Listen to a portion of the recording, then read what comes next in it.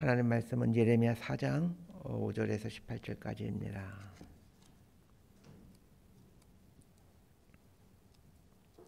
예레미야 4장 5절에서 18절까지 말씀 번갈아 가며 읽습니다. 제가 먼저 읽겠습니다.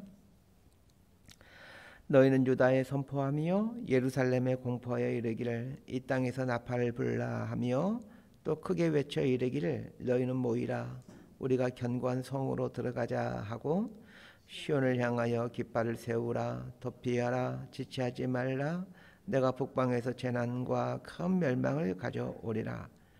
사자가 그 숲에서 올라왔으며 나라들을 멸하는 자가 나와왔으되 내 땅을 황폐하게 하려고 이미 그의 초소를 떠났은즉 내 성읍들이 황폐하여 주민이 없게 되리니 이로 말미암아 너희는 굵은 배를 두르고 애곡하라. 이는 여호와의 맹렬한 노가 아직 너희에게서 돌이키지 아니하였음이라. 여호와의 말씀이니라. 그날의 왕과 지도자들은 낙심할 것이며 제사장들은 놀랄 것이며 선지자들은 깜짝 놀라리라. 내가 이르되 슬프도소이다. 주 여호와여 진실로 진실로 이 백성과 예루살렘을 크게 속이셨나이다. 이르시기를 너희에게 평강이 있으리라 하시더니 칼이 생명에 이르렀나이다. 그때 이 백성과 예루살렘에 전할 자가 있어서 뜨거운 바람이 광야에 있는 헐벗은 산에서 내 딸 백성에게 불러온다 하리라. 이는 키질하기 위함도 아니요 정결하게 하려 함도 아니며 이보다 더 강한 바람이 나를 위하여 오리니 이제 내가 그들에게 심판을 행할 것이라. 보라 그가 구름같이 올라오나니 그의 병거는 해오리 바람 같고 그의 말들은 독수리보다 빠르도다. 우리에게 화이 있도다. 우리는 멸망하도다 하리라. 예루살렘아 내 마음의 악을 씻어버리라. 그리하면 구원을 얻으리라. 내 악한 생각이 내 속에 얼마나 오래 머물겠느냐. 단에서 소리를 선포하며 에브라임 산에서 재앙을 공포하는도다. 너희는 여러 나라에 전하며 또 예루살렘에 알리기를 애워싸고 치는 자들이 먼 땅에서부터 와서 유다 성읍들을 향하여 소리를 지은다 하라. 18절까지 함께 읽습니다. 그들이 밭을 지키는 자같이 예루살렘을 애워싸나니 이는 그가 나를 거역했기 때문이니라. 여호와의 말씀이니라. 내 길과 행위가 이 일들을 부르게 하였나니 이는 내가 악함이라. 그 고통이 내 마음에까지 미치느니라. 아멘. 예레미야 4장 초반부까지 남유다에 대한 죄를 지적하는 내용이었다라면 오늘 본문은 이런 죄를 짓고 있는 남유다에 대한 심판의 선언입니다. 죄의 결국은 심판입니다. 어제 본문에 보면 요시야 왕의 종교 개혁으로 인해 남유다 백성들이 참회의 기도는 하고 있었지만 회개의 삶에는 이르지 못했었다라는 말씀을 드렸습니다. 하나님이 원하시는 것은 참회의 고백을 하는 것이 아니라 가증한 걸 버리고 진실과 정의와 공의를 행하는 삶의 참회입니다. 참회의 고백은 있으나 삶의 참회가 없는 남유다에 대해서 하나님의 심판을 선언하십니다. 그러나 심판을 선언하신 것도 남유다를 사랑하시기 때문이고 아직까지 기회가 있다는 것을 알려주기 위함입니다. 5절에서 9절까지 말씀 우리 함께 읽도록 하겠습니다. 시작. 너희는 유다에 선포하며 예루살렘에 공포하여 이르기를 이 땅에서 나팔을 불라 하며 또 크게 외쳐 이르기를 너희는 모이라 우리가 견고한 성으로 들어가자 하고 시온을 향하여 깃발을 세우라 도피하라 지체하지 말라. 내가 북방에서 재난과 큰 멸망을 가져오리라. 사자가 그 숲에서 올라왔으며 나라들을 멸하는 자가 나와왔으되 내 땅을 황폐하게 하려고 이미 그의 초소를 떠났은즉 내 성읍들이 황폐하여 주민이 없게 되리니 이로 말미암아 너희는 굵은 배를 두르고 애곡하라. 이는 여호와의 맹렬한 노가 아직 너희에게서 돌이키지 아니하였음이라. 여호와의 말씀이니라. 그날의 왕과 지도자들은 낙심할 것이며 제사장들은 놀랄 것이며 선지자들은 깜짝 놀라리라.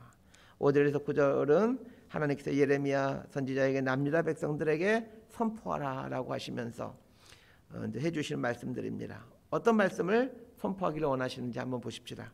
5절 하반절에 보면 이 땅에서 나팔을 불라 이렇게 말하고 있습니다.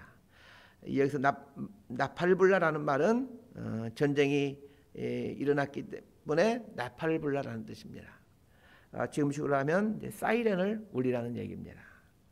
하나님께서 남유다를 심판하시고도 하는데 그 방법이 전쟁입니다. 하나님의 심판 방법은 다양하죠.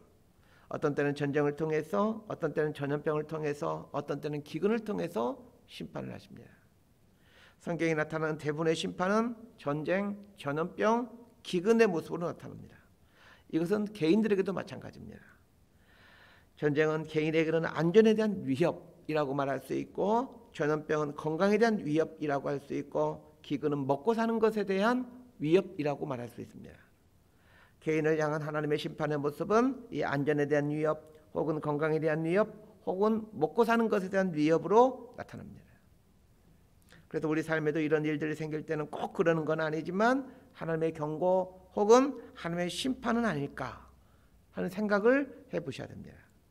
그렇게 함으로 내 삶에 일어나는 각종 상황이나 사건 앞에서 자신을 돌아보는 습관을 기르시는 게 좋습니다. 예레미야가 활동하던 시대에 남유다를 향한 하나님의 심판은 전쟁이었습니다. 전쟁의 심판이 올 것을 말해주면서 첫 번째가 나팔을 불라라는 것이었고, 두 번째가 견고한 성으로 들어가라라는 것이었습니다. 전쟁이 나면 성 안으로 들어가야 그나마 안전합니다. 성 밖에는 적군이 가득 차 있기 때문에 성 밖에 있다가는 큰일 나죠. 세 번째로 하는 일이 성 안으로 들어간 다음에 시온을 향하여 깃발을 세우라라고 말하고 있습니다. 깃발을 세우라라는 말은 전쟁이 일어났다는 것을 다른 지역들에도 알리라는 뜻입니다. 예전 우리나라식으로 하면 봉화를 피움으로 다른 지역에 대해 전쟁이 일어났다라는 것을 알려줘라는 그런 뜻입니다. 네 번째로 해야 될 것이 있습니다. 지체하지 말고 도망가라입니다. 지체하지 말고 도망가라라는 말은 이제 전쟁에서 패배하게 된다는 뜻입니다. 그러면서 하나님은 남유다를 멸망케 할 나라가 어디인지에 대한 힌트를 주고 있습니다. 6절 하반절을 보면 내가 북방에서 재난과 큰 멸망을 가져오리라 이렇게 말하고 있습니다. 북방에 있는 나라는 바벨론을 뜻합니다. 물론 북방에 있는 나라에는 아수르도 있었지만 예레미야 선지자가 활동하던 당시에는 아수르는 점점 쇠퇴해가고 있었고 바벨론이 급성장하고 있었기에 여기서 말하는 북방이란 바벨론을 말합니다. 하나님은 바벨론이 침략한 후에 어떤 상황이 벌어지게 될 것인지에 대해서도 말씀해 주십니다. 남유다가 황폐하게 되고 주민들은 없게 된다라고 말씀해 주십니다. 쉽게 말해서 성읍은 불에 타서 무너지고 백성들은 죽거나 포로로 잡혀가게 된다는 얘기입니다. 우리의 이야기가 아니라서 실감이 나질 않지만 만약 우리에게 이런 심판이 온다라고 생각해 보십시다. 나라는 망하고 대부분의 사람들은 죽거나 포로 잡혀가는 상황이 되고 그런 끔찍한 상황이 된다고 한번 생각해 보십시다. 얼마나 끔찍한 일입니까? 그런데 이런 심판을 계획하고 주도하는 분이 하나님이시라는 겁니다. 하나님께서 그토록 사랑하신 이스라엘 백성들에게 왜 이런 무서운 심판을 허락하시는 것일까? 쉽게 받아들이기가 어려울 것입니다. 그건 예레미야 당시 남유다 백성들도 마찬가지였습니다. 하나님께서 택하시고 애굽에서 불러내시고 광야에서 인도해내시고 가나안 땅을 주심으로 이스라엘 나라를 세우게 하신 분이 하나님이신데 하나님께서 이스라엘에게 왜 이런 끔찍한 심판을 하시는지 쉽게 이해가 되지 않았던 것입니다. 그러나 곰곰이 생각해 보면 그 이유를 알게 됩니다. 그것은 하나님께서 죄를 그만큼 미워하신다는 뜻입니다. 하나님은 당신의 백성들이 죄 속에서 사는 것을 두고 볼 수가 없어 하십니다. 그렇다면 우리가 해야 될 일이 무엇이겠습니까? 죄에서 떠난 삶을 사는 것입니다. 심판에 대한 선을 하라고 하신 후에 하나님은 이스라엘 백성들에게 굵은 배를 입고 애국하라라고 말씀하십니다. 바벨론의 포로로 끌려가서 굵은 배를 입고 애국하는 삶을 살게 될 것이라는 뜻이죠. 이 굵은 배를 입고 애국한다라는 말은 회개한다라는 표시입니다. 그런데 더 무서운 것은 굵은 배를 입고 애국함으로 회개한다 하더라도 하나님께서 맹렬한 노를 쉽게 돌이키지 아니한다라는 것입니다. 쉽게 말해서 이스라엘 백성들이 포로 생활을 하면서 진심으로 회개해도 금방 회복시켜주지 않고 적지 않은 세월 동안 고통을 겪도록 하신다는 것입니다. 하나님께서 하신 말씀대로 남유다가 70년이나 포로 생활을 하지 않습니까? 말이 70년이지 70년 동안 포로 생활을 한다고 생각해 보십시오. 이게 얼마나 끔찍한 일입니까? 10절 말씀 우리 함께 읽도록 하겠습니다. 시작. 내가 이르되 슬프도소이다 주 여호와여 주께서 진실로 이 백성과 예루살렘을 크게 속이셨나이다. 이르시기를 너희에게 평강이 있으리라 하시더니 칼이 생명에 이르렀나이다. 하나님께서 예레미야 선지자에게 머지않아 끔찍한 심판을 올 것을 알려주자 예레미야 선지자가 이제 10절 말씀을 하는 겁니다. 슬프도소이다 주 여호와여 주께서 진실로 이 백성과 예루살렘을 크게 속이셨나이다 이렇게 말합니다. 주께서 진실로 이 백성과 예루살렘을 크게 속이셨다라는 말이 이게 무슨 뜻인지 좀 쉽게 이해가 되지 않을 겁니다. 예레미야 이전부터 제사장들과 선지자들이 계속해서 이스라엘 백성들에게 해왔던 말이 하나님은 우리에게 평강을 주신다. 하나님은 우리를 부강하게 하시고 우리를 위대하게 하시고 모든 나라 중에서 탁월하게 하신다와 같은 메시지들이었습니다. 그래서 예레미야 선지자 시대의 모든 사람들이 찰석같이 이 거짓 선지자들의 말을 믿고 하나님께서 이스라엘을 축복하신다라고 믿고 있었습니다. 그건 예레미야도 마찬가지였죠. 그래서 예레미야는 심판을 선포하신 하나님께 주께서 이 백성과 예루살렘을 크게 속이셨나이다 이렇게 말하는 겁니다. 이것은 반어법과 같은 겁니다. 사실은 선지자들과 제사장들이 속였던 것인데 선지자와 제사장은 하나님의 뜻을 전하는 사람이기에 하나님이 속인 것이다 라고 이렇게 반어적으로 말하는 겁니다. 이 구절 앞에서 고민하지 않을 수 없습니다. 그래도 명색이 하나님 말씀을 선포하는 설교자 아닙니까? 이 시대에 어떻게 설교하는 것이 하나님의 뜻을 바르게 선포하는 것일까 고민하지 않을 수 없습니다. 제가 볼 때는 지금 우리나라의 상황이나 우리 한국교회 상황은 성경으로 치게 되면 사사시대나 혹은 분열왕국 시대와 너무나도 흡사합니다. 그 영적인 상황이 사사시대나 분열왕국 시대와 비슷하다면 설교자들의 설교는 상당 부분 죄를 드러내고 회개를 촉구하고 심판을 선언하는 내용이어야 합니다. 그런데 실상은 어떠합니까? 죄를 들추어내고 회개를 촉구하기보다는 위로하고 축복하는 설교들 일색입니다. 사사시대도 그렇고 분열왕국 시대의 선지자들도 외침도 모두 그리하였습니다. 성도들도 위로해주고 축복해주는 말을 해주는 그런 메시지를 찾아서 가는 것 같습니다. 이런 시대이기에 말씀을 전하는 설교자를 산다는 게 고민이 많습니다. 10절 하반절 말씀처럼 예레미야 시대의 선지자들이 평강이 있으리라 이렇게 설교를 해왔었습니다. 그러나 하나님은 칼이 생명에 이르렀다라고 선포하십니다. 매사를 부정적으로 보자는 얘기가 아닙니다. 성경적으로 시대를 분석해보자는 얘기입니다. 하나님의 말씀은 늘 변함이 없습니다. 회개하면 하나님께로 돌이키면 복을 주고 평강을 주시겠다. 이것이 하나님의 변함없는 하나님의 원리이고 법칙입니다. 회개나 돌이킴에 대한 선포 없이 복을 말하고 평강을 말하고 있다면 그건 성경에서 벗어난 선포입니다. 자, 11절에서 18절까지 말씀 우리 함께 읽습니다. 시작. 그때에 이 백성과 예루살렘에 전할 자가 있어서 뜨거운 바람이 광야에 있는 헐벗은 산에서 내 딸 백성에게 불어온다 하리라. 이는 키질하기 위함도 아니요 정결하게 하려 함도 아니며 이보다 더 강한 바람이 나를 위하여 오리니 이제 내가 그들에게 심판을 행할 것이라. 보라, 그가 구름같이 올라오나니 그의 병거는 해오리바람 같고 그의 말들은 독수리보다 빠르도다. 우리에게 화 있도다. 우리는 멸망하도다 하리라. 예루살렘아, 내 마음의 악을 씻어버리라. 그리하면 구원을 얻으리라. 내 악한 생각이 내 속에 얼마나 오래 머물겠느냐. 단에서 소리를 선포하며 에브라임 산에서 재앙을 공포하는도다. 너희는 여러 나라에 전하며 또 예루살렘에 알리기를 에워싸고 치는 자들이 먼 땅에서부터 와서 유다 성읍들을 향하여 소리를 지른다 하라. 그들이 발을 지킬 다 같이 예루살렘을 에워싸나니 이는 그가 나를 거역했기 때문이니라. 여호와의 말씀이니라. 내 길과 행위가 이 일들을 부르게 하였나니 이는 내가 악함이라. 그 고통이 내 마음에까지 미치느니라. 하나님께서 바벨론을 통해서 무서운 심판을 말씀해 주시면서 이스라엘 향해 그 표현하는 용어가 가슴에 와닿았습니다. 11절 하반절을 보면 그 이제 무서운 그 심판을 받게 될 이스라엘 향하여 뭐라고 표현하면 내 딸 백성 이렇게 얘기합니다. 죄를 지적하실 때는 아내 혹은 아들 이렇게 표현하시더니 바벨론의 심판을 받아야 되는 이스라엘의 그 모습을 향해서는 내 딸이라고 표현하고 있습니다. 이 표현을 보면서 하나님의 표현이 참 의미심장하구나 라는 생각이 들었습니다. 딸은 좀 아들하고는 조금 다르죠. 아들은 어떤 강함, 든든함과 같은 이미지라면 딸은 연약함, 가련함이라는 이미지가 있죠. 아들은 인생 고난도 견뎌낼 것 같지만 딸은 그렇지 않습니다. 저는 딸만 있어서 잘 모르겠지만 만약 아들이 있어서 뭐 누구에게 맞고 왔다라면 남자가 이런 일을 겪으면서 다 크는 거야. 아마도 이렇게 말하면 별로 대수롭지 않게 생각할 겁니다. 그러나 딸이 누구에게 맞고 오면 가슴이 많이 아플 것 같습니다. 하나님께서 이스라엘의 죄를 지적할 때는 이스라엘을 향하여 아들, 아내 이런 식으로 표현하시더니 심판을 받고 있는 그 이스라엘을 향하여는 내 딸이다 라고 표현하십니다. 그만큼 바벨론의 심판을 받게 될 그 이스라엘 백성들의 모습을 보면서 하나님의 마음이 미어지고 있다는 뜻입니다. 연약한 딸 같은 이스라엘이 바벨론의 침략으로 인해 무참히 죽임을 당하고 포로 잡혀가 가진 고생과 모욕을 당하는 것을 생각하면 하나님의 마음이 미어진다는 것입니다.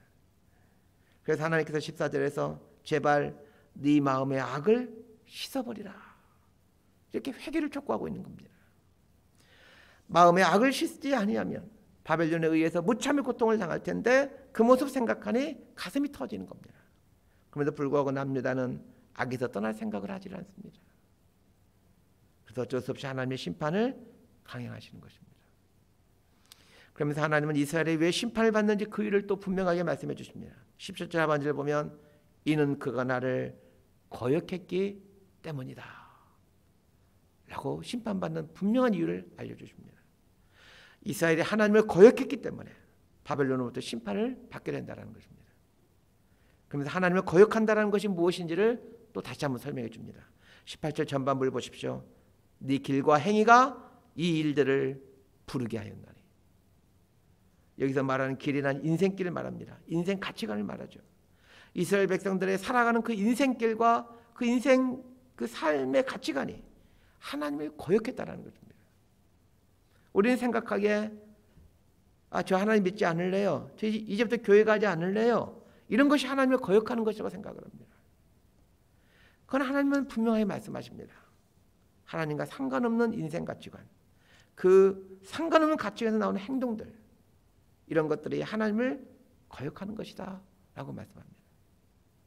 하나님과 상관없는 인생 가치관과 행동들은 모두 마음에 있는 악에서 출발합니다. 그래서 하나님은 마음에 있는 그 악을 씻으라고 말씀하는 겁니다. 자, 그러면 마음에 있는 악을 우리는 어떻게 씻어갈 수 있는 것일까요? 성경은 두 가지 방법을 통해서 씻음받게 된다고 얘기를 합니다. 첫 번째는 성령의 씻어주심입니다. 성령이 우리의 마음 안에 있는 악을 씻어낼 수가 있습니다. 그래서 우리가 해야 될 일이 있다면 이 성령님의 통치 속으로 들어가 그분이 내 마음에 있는 악을 씻어낼 수 있도록 해야 됩니다. 성령님의 온전한 통치를 받게 될 때 우리의 마음이 새로워지게 됩니다. 두 번째는 하나님의 말씀을 통해서입니다. 하나님의 말씀은 우리 영혼을 정결케 하는 생명수입니다. 그래서 말씀으로 정결케 되어갈 수가 있습니다. 예수님께서 물과 성령으로 거룩하게 된다라고 말씀해 주셨습니다. 여기서 말하는 물이 하나님의 말씀을 뜻합니다. 말씀 정리합니다. 하나님은 계속해서 남유다에게 기회를 주십니다. 요시야 왕의 종교개혁에도 이 종교개혁도 남유다에게 베풀어준 기회라고 말할 수 있습니다. 그러나 남유다 백성들은 요시야 왕의 종교개혁 앞에서 참회의 기도는 하였지만 삶의 참회는 하지 않았습니다. 그러기에 여전히 마음에 악이 가득 차 있었습니다. 하나님은 결국 심판을 결정하시고 선지자를 통해서 심판을 선언하도록 하십니다. 어쩔 수 없이 심판을 결정하시지만 심판받을 당신의 백성들을 생각하니 하나님의 마음이 미어지는 겁니다. 그래서 심판을 선포하면서 계속해서 회개할 것을 주문하고 있는 겁니다. 그리스도인의 삶은 회개의 삶입니다. 그리스도인의 인생 여정은 회개의 여정입니다. 끊임없이 회개하고 지속적으로 회개함으로 하나님께 더 가까이 다가가게 됩니다. 진짜 회개는 진짜 복을 가져옵니다. 회개가 살 길입니다. 회개가 우리 인생을 새롭게 만들어갑니다. 회개하는 인생에 주시는 그 하나님의 풍성한 복을 누리는 저희 여러분의 삶이 되기를 진심으로 소망하고 축복합니다. 기도하겠습니다. 하나님 아버지, 회개하는 척하는 신용내는 참회로는 하나님의 복을 누릴 수가 없다는 것을 알게 됩니다. 하나님께서 우리에게 원하시는 것은 악에서 떠난 삶, 진짜 회개의 삶을 사는 것임을 알게 됩니다. 하나님, 이 나라는 그리고 우리 조국교회는 하나님의 심판을 견뎌낼 만한 힘이 없는 연약한 딸입니다.